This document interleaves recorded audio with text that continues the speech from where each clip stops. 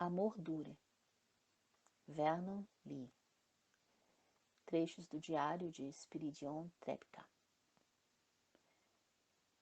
1887. Corri para casa, de cabelo em pé, com o corpo todo tremendo. Fiquei fora de mim por mais de 1 hora. Seria uma ilusão? Estou perdendo o juízo? Oh Deus, oh Deus! Estou ficando louco? Parte 1. Urbânia, 20 de agosto de 1885. Durante muitos anos, desejei conhecer a Itália, estar face a face com o passado. Mas seria esta a Itália? Seria este o passado? Poderia ter chorado, sim, chorado, de decepção, quando caminhei pela primeira vez pelas ruas de Roma, com um convite para jantar na embaixada alemã no bolso e 3 ou 4 vândalos de Berlim ou Munique no meu encalço, me informando onde poderia tomar a melhor cerveja, degustar o melhor sauerkraut e tecendo comentários sobre os mais recentes artigos de Grimm e Mommsen. Seria loucura? Ou hipocrisia? Não sou eu mesmo um produto da civilização setentrional moderna?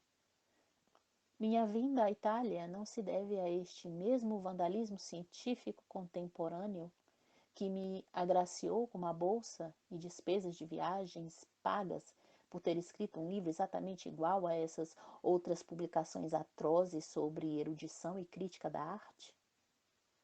Não estou aqui em Urbânia com a concordância expressa de, em um determinado número de meses, produzir mais um desses livros?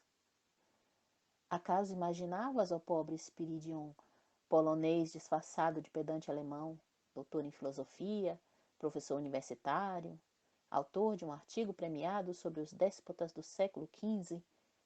Imaginavas que serias tu, com tuas cartas ministeriais e provas nos bolsos de teu professoral casaco preto, o eleito a visitar em espírito o passado? Infelizmente, era verdade pura. Mas que eu possa me esquecer disso, pelo menos de tempos em tempos.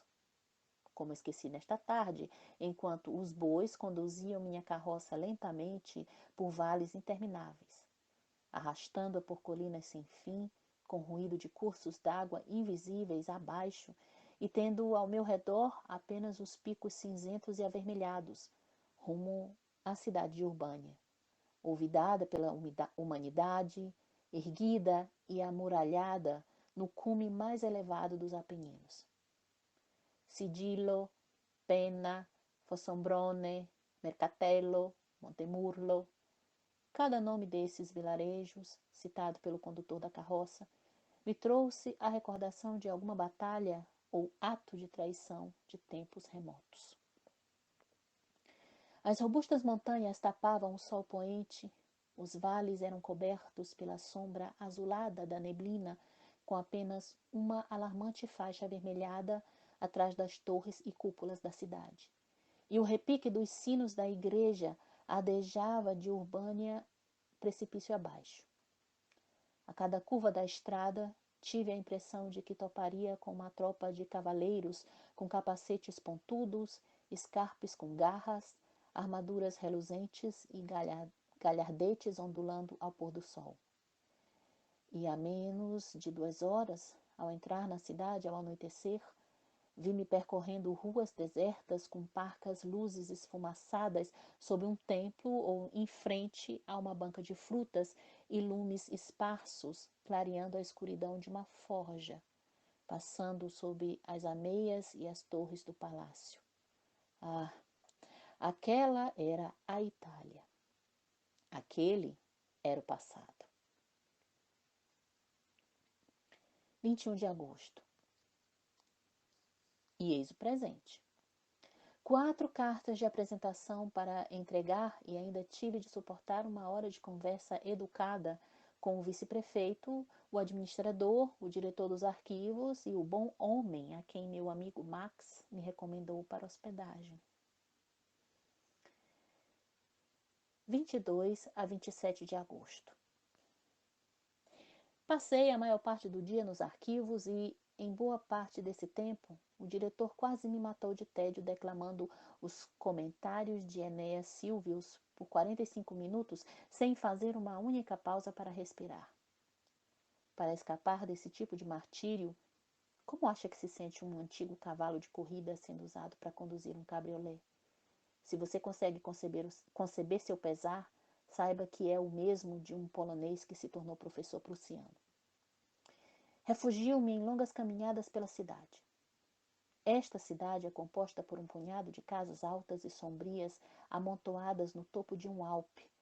Longas vielas estreitas espairando-se pelas encostas, como os escorregas que fazíamos nas colinas em nossos tempos de criança, ao redor da estupenda construção de tijolos vermelhos, com torres e muralhas do palácio do Duque Ottobono, cujas janelas davam para o mar, uma espécie de redemoinho de melancólicas montanhas cinzentas. E seus habitantes, homens morenos e barbudos, como salteadores, envoltos em mantos verdes e montados em suas desgrenhadas mulas de carga. Jovens fortes cabisbaixos, perambulando como os bravos dos afrescos de Signorelli, meninos graciosos como pequenos Rafaéis, com olhos como os dos touros, e mulheres corpulentas, madonas ou santas Elisabetes, dependendo do caso, equilibrando-se com firmeza em seus tamancos e com jarros de latão na cabeça, a subir e descer por íngremes ladeiras mal iluminadas. Não interajo muito com essas pessoas. Tenho medo de dissipar minhas ilusões. Em uma esquina, diante do belo pórtico de Francesco di Giorgio, há um grande anúncio azul e vermelho onde um anjo desce para coroar Elias Howe por suas máquinas de costura. Os funcionários da vice-prefeitura, que jantam no mesmo lugar que eu, discutem aos gritos política, Minghetti, Cairoli, Tunis, etc. e cantam trechos de La Fille de Madame Argot, que suponho ter sido encenada aqui recentemente. Prefiro me abster. Conversar com os locais há de ser uma experiência perigosa. Com exceção, talvez, do meu bom senhorio, senhor Notaro Porri, que é um camarada tão instruído quanto o diretor dos arquivos e cheira muito menos rapé, ou quiçá limpa com mais frequência o casaco. Esqueci de anotar, e sinto que devo, na vã esperança de que algum dia esses fragmentos me ajudem, como um galho seco de oliveira ou uma lamparina toscana em minha mesa, a recordar, naquela odiosa Babilônia que é Berlim, os dias felizes da Itália, que estou hospedado na casa de um comerciante de antiguidades. Minha janela dá para a rua principal, onde ergue-se uma pequena coluna com Mercúrio no topo, em meio aos toldos e pórticos do mercado. Debruçando-me sobre cântaros lascados e vasos repletos de manjericão, cravos e calêndulas, posso apenas ver um canto da torre do palácio e o vago além-mar das colinas à distância. A casa, cujos fundos descem ravina abaixo, é uma construção irregular, esquisita e escura. Os quartos caiados ostentam em suas paredes quadros de Rafael, Francia e Perugino, que meu anfitrião costuma carregar até a estalagem principal sempre que está esperando algum desconhecido, e são decorados com velhas cadeiras entalhadas, sofás do Império, baús com detalhes em relevo dourado e armários com gastos retalhos de damasco e toalhas de altar bordadas que impregnam o ambiente com cheiro de incenso velho e mofo. O local é administrado pelas irmãs solteironas do Signor Porri, Senhora Sarafina Boa, Senhora Lodovica e Senhora Adalgisa. As três moiras personificadas com direito a rocas e gatos pretos. O senhor Asdrubal, como chamam meu senhorio, também é um notário. Lamenta o governo pontifício tendo tido um primo caudatário de um cardeal e acredita que, se você arrumar uma mesa de 2 lugares, acender 4 velas confeccionadas com a gordura de homens mortos e realizar certos ritos sobre os quais prefere não ser muito preciso, é possível, na véspera do Natal e em datas semelhantes, convocar São Pascoal Bailão. Segundo ele, o santo então escreverá os números premiados da loteria no fundo esfumaçado de um prato, caso a pessoa lhe estapeie as faces e recite 3 Ave-Marias. A dificuldade consiste em obter gordura dos mortos para as velas e em estapear o santo antes que ele desapareça. Não fosse por isso, disse o senhor Asdrúbal, o governo já teria acabado com a loteria há anos. 9 de setembro. A história da Urbânia não é de todo desprovida de romance. Embora tal romance tenha sido, como sempre, desprezado por nossos pedantes eruditos. Mesmo antes de vir para cá, senti-me atraído pela misteriosa figura de uma mulher que despontava das maçantes páginas das histórias do local, relatadas por Gualtério e pelo padre de Sanctis. Trata-se de Medea, filha de Galeazzo e Malatesta. De Galeazzo IV Malatesta, senhor de Carpi, casada primeiro com Pierluigi Orsini, duque de Stimigliano, e depois com Guidalfonso II, duque de Urbânia, antecessor do grão-duque Roberto II. A história e o temperamento dessa mulher lembram os de Bianca Capello e Lucretia Borgia. Nascida em 1556, foi prometida aos 12 anos de idade a um primo, um Malatesta da família Rimini. Quando tal família sofreu um revés econômico, o compromisso foi desfeito, e um ano depois ela ficou noiva de um membro da família Pico e casou-se com ele por procuração aos 14 anos.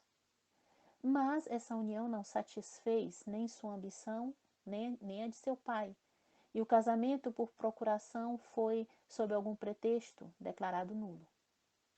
Livre do matrimônio, encorajou a corte do duque de Stimigliano, um grande feudatário da família Orsini na Úmbria. Mas o noivo, Gianfrancesco Pico, opôs-se ao arranjo, apresentou sua súplica ao Papa e tentou tomar à força a noiva por quem estava loucamente apaixonado. De acordo com uma antiga crônica anônima, a moça era encantadora, vivaz e muito amável. Pico emboscou a liteira de Medea quando ela estava indo para uma das vilas do pai e a arrastou para seu castelo perto de Mirandola, onde respeitosamente intensificou a corte, insistindo que tinha direito de considerá-la sua esposa.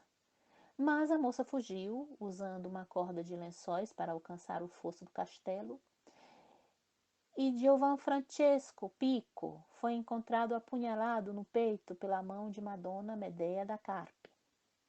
Era um belo jovem de apenas 18 anos de idade. Descartado assim o noivo, o casamento foi declarado nulo pelo Papa, e Medea da Carpi casou-se oficialmente com o duque de Stimigliano, indo viver em seus domínios, perto de Roma. 2 anos depois, Pierluigi Orsini foi esfaqueado por um de seus criados, no castelo de Stimigliano, perto de Orvieto. A suspeita recaiu sobre